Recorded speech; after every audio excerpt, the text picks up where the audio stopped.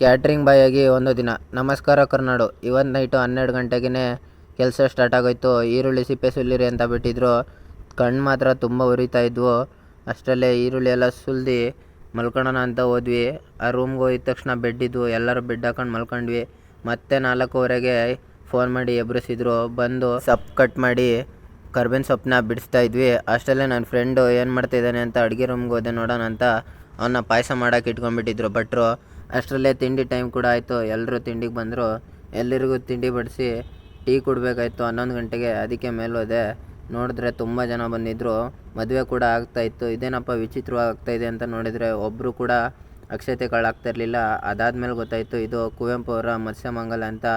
ಕೆಳಗಡೆ ಬಂದು ಐಟಮ್ನೆಲ್ಲ ಜೋಡಿಸಿದ್ವಿ. ಅಷ್ಟರಲ್ಲಿ ಎಲ್ಲರೂ ಊಟಕ್ಕೆ ಬಂದರು. ಎಲ್ರಿಗೂ ಊಟಕ್ಕೆ ಇಟ್ಟು ನಾವು ಕೊನೆಯಲ್ಲಿ ಊಟ ಮಾಡಿಕೊಂಡು ಅಲ್ಲಿಂದ ಸೀದಾ ಹಾಸ್ಟೆಲಿಗೆ ಬಂದ್ವಿ. ಸಂಜೆ ಪೇಮೆಂಟ್ನ ಮಾಡಿದರು. ಇವತ್ತಿನ ಕತೆ ಇಷ್ಟೇ. ಬಾಯ್.